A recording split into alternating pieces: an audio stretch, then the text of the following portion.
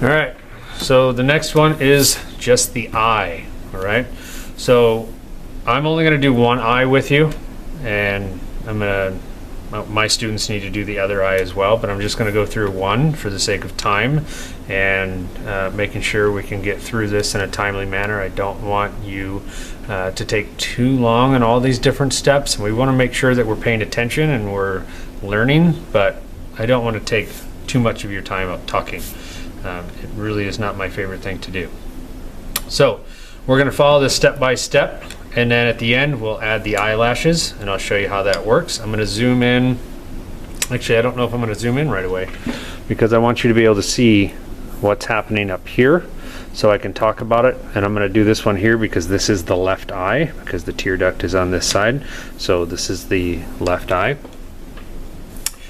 So first thing I'm going to do, and again, I have to draw a little darker just so you can see it, but I want you drawing lighter, okay? Because eventually all the excess lines, they're all going away. Actually, all the lines are going to go away because you're going to add value, okay?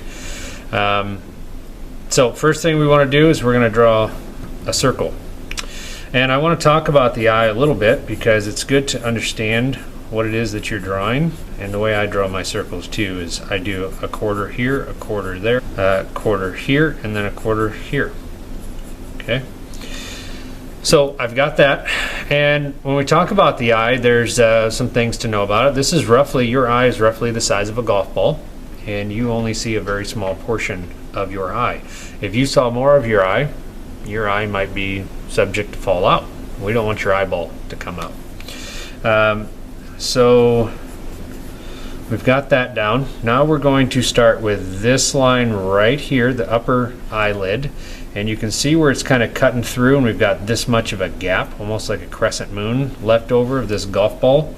So we're going to start down here, and we're going to shoot up and then cut over and drop down pretty close to the edge. See how close this, here's the line for the golf ball. And then we've got this kind of just dropping down right on the outside of that. Okay. And then fix that a little. And then the bottom line, we're going to, this is where your tear duct. So this, you drawing the circle, this golf ball, you actually already drew a portion of the tear duct area. So we're going to draw this over. That kind of cuts straight and then drops, and we almost go parallel to the bottom of the golf ball, and then we end up coming up and cutting in to that other eye right there, or the other line. Okay, I'm going to kind of solidify this so you can see that a little better. Okay, then I'm going to go into this. We've got an upper and a lower because this is going to show the depth of our eye. Some people's eye, you don't see that because their eye sets back further, and other people's eyes come forward a little more. So this is going to be different for everybody. What we do is we start out about right out here, and then we're going to stay kind of close, and then up and then back out.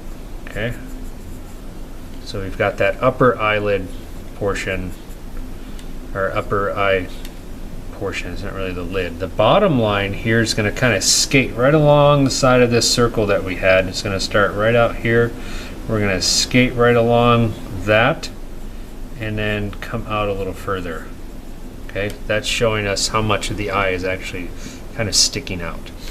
Here's the other portion of the eye that a lot of people make mistakes on, and this is a common mistake with a lot of students when they draw themselves or they draw a person or whatever. They don't make the iris, this part of the eye here. This is the color portion, the outside of the color portion of your eye, the iris. They draw this like right in the middle, and what I call the scary eye or the Egyptian eye, because it looks really weird, just kind of floating in the middle.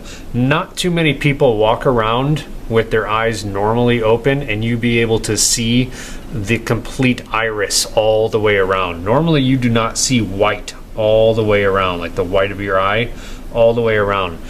Some people do. Some people have that. The average person does not. Usually their eyes are normally, you know, it's open enough and it's cutting off some of the iris, and they have to like look surprised.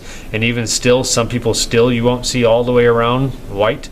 Even if they look completely surprised, they have to like pry their eye open, like pry it open in order to see all the way around the iris. So that's a common mistake that a lot of students make. So when we draw this iris, we want to go up and actually touch the upper eyelid area, make it big. There's actually not a ton of white showing. I'm going to just skate on the bottom of this, come down, and we want to make this iris pretty big, right? This is a circle, and we're not going to see a lot of white in the eye, okay? Then if we want to get it kind of in the middle, we can draw kind of this crosshair thing like they've got right here. They've got this crosshair trying to find the middle of the eye, and then your pupil, which depends on a couple things with humans. Your pupil is kind of your, if you're into photography or if you don't know this, I'm going to tell you there's a shutter inside of a camera that opens and closes, and when it's closed it's letting less light in, and when it's open it's letting more light in. So your pupil is basically a hole in the eye, and your iris is the muscle that expands and contracts to let less or more light in, which means, like, so if you're out at nighttime and it's pitch black outside, your iris is going to relax and your pupil is going to open up and let in as much light as it possibly can in order for you to see right?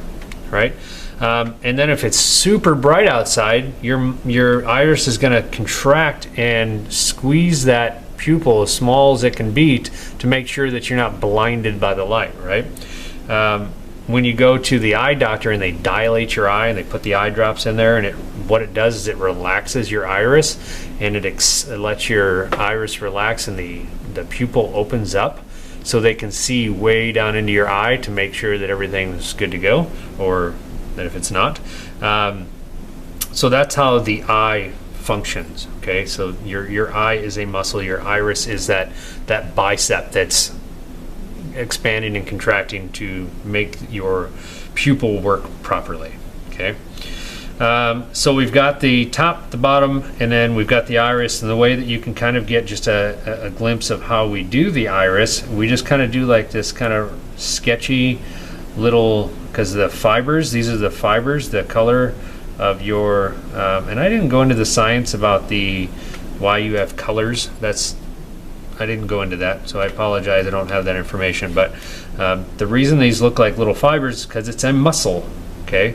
So we have the pupil, right? I'm going to put a smidgen of a highlight right there, and then we've got this, you know, pupil, or this colored iris around. Some people's, you know, and they start off different colors sometimes. I had brown eyes at one point, now I have hazel, and I know one of my dog's eyes were pitch black when she was born, and now she's got like honey golden eyes. So things change. So what I would do is, after this, I personally, before I put on the eyelashes, I'm going to erase the rest of the golf ball that I don't need. Make sure you don't erase the line you do need.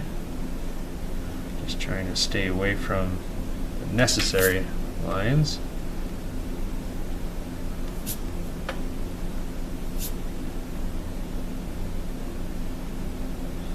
And back to the tear duct. You know, you wake up in the morning, or your mom or your grandma or somebody say, you know, wipe the sleep from your eyes. Do you know what the sleep is? That sleep that accumulates in your corner of your eyes? It's actually eye boogers. It's snot. And it's more prevalent certain times of the year. If your nostrils or your nose is backed up, or you got a lot of congestion, it's gonna, while you're sleeping, it's gonna seep through your eyes. It's really gross. So sleep is a very nice way, non-disgusting way of saying it, but it's basically just eye boogers coming through your face. So now you know. So this eye looks really plain, very basic right now, and kind of strange. Again, there's no value to it. All we have is just a general outline, which is fine. But we need to add the eyelashes. And if you look at this, the eyelash is almost like a kind of a loose check mark. That's the way they should. We start on the eyelid right here itself, and then we come down and check up. Come down and make that check. And then they just start to overlap. When they get more towards the middle of the eye, they're going, it's more of a quick check. They're not coming out as far. Like you can see, this is like almost a J. And then right here, this is a really thin J, almost like an eye. I mean, it's almost so straight. And all of them are going roughly the same direction. They're all kind of shooting over to the right, all right? On the left eye, it's shooting to the right. On the right eye, they'd be shooting over to the left, okay? And then they just get clustered, because eventually you're not going to notice all the individual lines. You'll cluster so many together that it's going to fill out, and you're not even going to know what it looked like in the beginning. So, and you just kind of have to practice with it and kind of see what works and kind of follow down. And again, once you start clustering, any mistakes that you made will probably be hidden.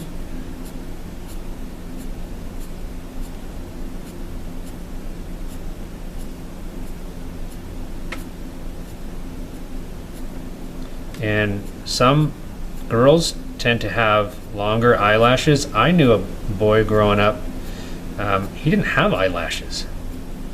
It was just kind of rare. He didn't have eyelashes. It was really neat. I think he even had like green eyes or really light blue eyes. I can't remember.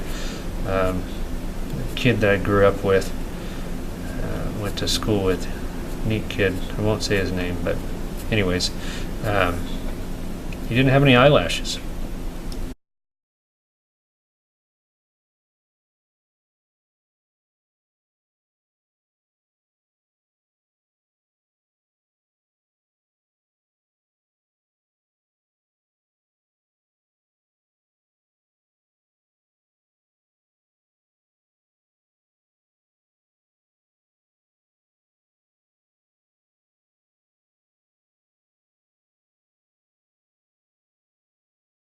And once we think we got them clustered well enough, then we'll go down to the bottom. The bottom's kind of the same way. There's less eyelashes on the bottom, and these do kind of curl out and be almost like little C's, and then eventually they kind of straighten out, and then they start to go the other way.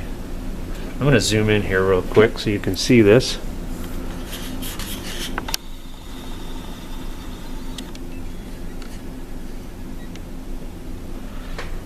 Okay, so you can see there's less.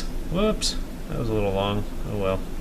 So I'm kind of curling this way over here, and then in the middle I'm kind of just coming straight down, and then eventually I start going over to the right. And these are usually shorter.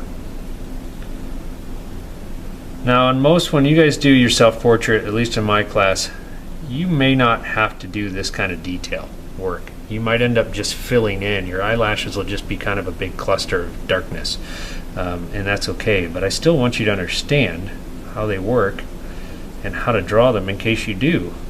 Now, if you ever take a picture of somebody's eye, blow it up, and then draw it really big, a lot of people draw it huge, like wall size. That can be pretty cool, but you get a really good in-depth look at the way the eye works that way. Usually on the iris too, it's darker on the outer rim of the iris. And this is where, if I wanted to go really black with the iris or with the pupil, I'd get a 6B out. This is only a 2B. Can't get really, really dark. If the eyelashes need to be darker, see, and I kind of shot those off to this. Now I look over here again, I didn't curl them up enough. And some of these, I need to curl up. And it's okay, I can kind of fix my mistake and throw a couple curled ones in there, and it kind of makes it look a little better. That's why you can't abandon looking at your reference. Okay, learn from my mistakes. Don't make your own if you don't have to. Okay, so that's the eye. What I want you to do in this one is I want you to reverse it, and I want you to put the tear duct over on this side, up in this one. Okay, so I want you to reverse the eye, tear duct over here, and then have the eyelashes go the other way.